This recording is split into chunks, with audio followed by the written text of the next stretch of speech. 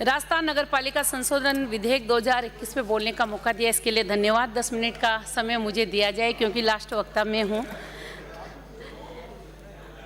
जैसा कि हम विधेयक लेकर आए हैं कि किस तरह से हम नगर पालिका में 6 पार्षदों का नॉमिनेट किया जाएगा, नगर परिषद में आप 8 करेंगे और नगर निगमों में 12 करेंगे। माननीय सभापति महोदय, सबसे पहले तो मैं आपके माध्यम से सम्मान्य मंत्री महोदय को इस बात का निवेदन करना चाहूँगी कि हम आनन फानन में विधेयक तो लेकर आते हैं, लेकिन उस विधेयक का आम जनता पर क्या असर पड़ेगा, स्थानीय स्तर पर हमारी निकायों पे क्या असर पड़ेगा, इस बात पर भी हमें विचार करना चाहिए।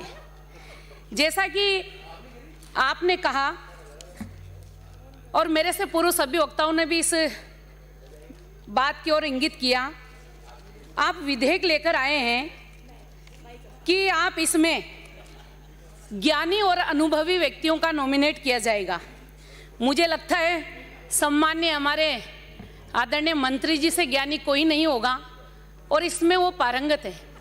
बड़े सोच समझकर सिलेक्शन करेंगे और मुझे कहीं लगता है कि जो सभी पार्षदों ने कहा और मैंने भी इसको पढ़ा कि आप जिस तरह कोटा का हाल अभी आपने देखा कि जिस तरह से वो अखाड़ा बनकर पहली बैठक नगर निगम की हुई, ये जीता जागता उदाहरण है कि अगर हम इसी तरह के पार्षद नॉमिनेट करेंगे तो आने वाले समय में इस पर क्या प्रभाव इसका पड़ेगा। माननीय सभापति महोदय, मैं इस ओर भी आपका ध्यान आकर्षित करवाना चाहूँगी।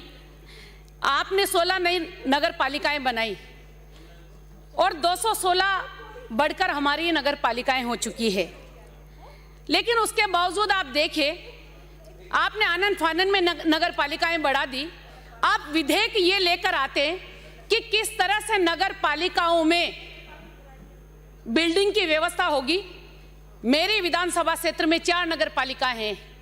लाखेरी नगर पालिका की बैठक अभी हुई, प्रथम बैठक बोर्ड की, बजट की, धर्मशाला के अंदर बैठक हुई और इसी के साथ साथ आप इंदरगढ़ नगर पालिका का उदाहरण भी मैं आपको बताना चाहूं तो कितनी विडंबना है।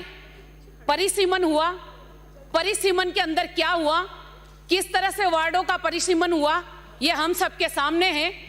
लाखेरी नगर पालिका के अंदर हमने जयपुर में तो देखा कि 12 से 14 हजार एक वार्ड के अंदर वोटर हैं, लेकिन मेरी नगर पालिका इंदरगढ़ के अंदर मात्र 120 वोटर हैं। हम कल्पना कर सकते हैं कि किस तरह से हम भ्रष्टाचार को बढ़ावा दे रहे हैं, धन बल के आधार पर पार्षद जीत कर आ रहे हैं। ये हालात हमारे हो गए। इतनी आपत्तियां आने के बाद मात्र सांगानेर एक ऐसी विधानसभा जिसमें 44 आपत्तियां आई, लेकिन सरकार ने उन आपत्तियों का क्या किया, ये हम सबके सामने है। माननीय सभापति महोदय, मैं बताना चाहती हूं आपके माध्यम से, आप विधेयक ये लेकर आते कि किस तरह से कहां से पेमेंट की व्यवस्था होगी, पार्षदों को कहां से उनका पेमेंट दिया जाएगा, कर्मचारियों को कहां से व्यवस्था होगी। मैंने ऐसी नगर पालिकाएं मेरी विधानसभा क्षेत्र की देखी है जिनमें कर्मचारियों का जो पीएफ कटता है उस पीएफ में से ही पेंशन दिया जाता है। ये इंदरगढ़ नगर पालिका का हाल आपको बता रही हूं। माननीय सभापति महोदय, साथ ही साथ मैं आपको बताना चाहती हूं, हमने 2-2 टुकड़ों में बांट दिया। जयपुर को, कोटा को, जोधपुर को, अजमेर को। हमने कौन सा गढ़ जीत लिया? मात्र हमने जो हमारे मन में सोचा कि हम हमारे कार्यकर्ता की महत्वाकांक्षा को ध्यान में रखकर ये काम करना चाहते हैं, वही हमने करके दिया। हम काम ये करते, हम विधेयक ये लेके आते कि हमने 10 साल पहले जो कोटा नगर निगम के अंदर हमारे जो गांव थे जिनको नगर निगम की सीमा में शामिल किया, उनमें सड़क बनाएंगे, उनमें रोड बनाएंगे, उनमें बिजली की व्यवस्था करेंगे, वहां की जनता को पानी पिलाएंगे। यूडी चार्ज उनसे वसूला जाता है। क्या मैं आपसे पूछना चाहती हूं, हम विधेयक इस बात का लेकर क्यों नहीं आए कि यूडी चार्ज उन लोगों से नहीं वसूला जाए जब तक उनको मूलभूत सुविधा उपलब्ध नहीं करवा दी जाती। माननीय सभापति महोदय, हमने देखा है कि 7500 आपके पार्षद जीत कर आएंगे और उसके बाद नॉमिनेट के आधार पर ये संख्या कितनी बढ़ जाएगी, ये कितना भार हम नगर निकायों पे डाल रहे हैं, इस बात के लिए हमें विचार करना चाहिए। हमारा रेवेन्यू कैसे बढ़ता, इस बात पर हमें विचार करना चाहिए। साथ ही साथ मैं आपका ध्यान आकर्षित करवाना चाहूंगी, हमने लोकतंत्र की हत्या करने का काम किया है। आज हमारी नगर पालिकाएं जयन के मार्फत जयन मालिक बन के बैठा है और उसके आधार पर हमारी नगर पालिकाएं चल रही है।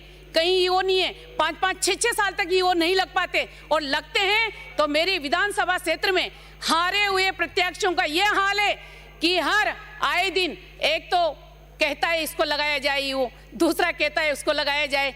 इस स्थिति से क्या उस क्षेत्र का विकास हो पाएगा, इस ओर भी हमें ध्यान देना चाहिए। हमारी एम्पावर कमेटियां, आप देखिए, निकालिए रिकॉर्ड कि आपकी नगर निकायों की एम्पावर कमेटी की बैठकें कब होती है। नगर पालिका को यह भी अधिकार नहीं है इसकी बैठक करने के बिना कि वो एक पट्टा भी दे दे।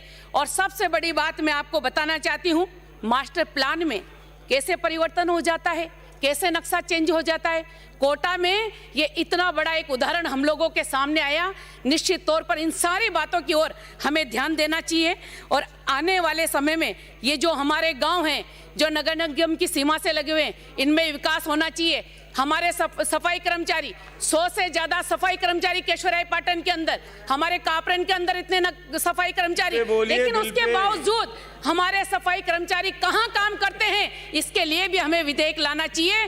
जिस काम के लिए निकाय में जिस कर्मचारी को लगाया है उसी को हमें उस काम में लगाना चाहिए। ये मैं आपके माध्यम से निवेदन करना चाहती हूँ। माननीय सभापति महोदय, मैं इसी के साथ इस संदर्भ में कहना चाहूंगी कि आपने विधेयक में जो कहा है कि दिव्यांग को आप एक पार्षद उसमें लिया जाएगा, मेरा हाथ जोड़कर निवेदन है कि हमें एक महिला का और एक एससी का प्रतिनिधित्व भी उसमें देना चाहिए ताकि इससे एक अच्छा मैसेज जाए। और साथ ही साथ जो आपने संख्या की बात करी है, जो जिस तरह से आपने कहा है, जो आपने इसमें एकल प्रसव से जन्मी हुई संतान की किसी भी संख्या को एक ही माना जाएगा और दत्तक में दी गई किसी संतान को संतानों की संख्या की गणना करते समय अपवर्जित नहीं किया जाएगा। मेरा आपसे निवेदन है कि आप इसमें 3 बालिकाओं वाला कानून भी लेके जाए। अगर 3 बेटियां उसके हैं तो उसको भी 2 के बाद तीसरी को नहीं माना जाए। तो निश्चित तौर पर हम जो बेटी बचाओ बेटी पढ़ाओ का आंदोलन चला हमारा, उस पर कहीं ना कहीं हम हमारी सरकार से एक अच्छा संदेश दे सकते हैं। मैंने विधेयक के लिए जो जनमत जानने के लिए प्रचारित करने के लिए जो मेरा संकल्प दिया, मैं उसे वापस नहीं लेना चाहती। मैं कहूंगी कि इससे सारी हमारी नगर निकायों के ऊपर भार पड़ेगा और ये एक काला कानून मैं इसको कहूंगी। ये मेरा निवेदन है। बोलने का मौका दिया, धन्यवाद। जय हिंद, जय भारत।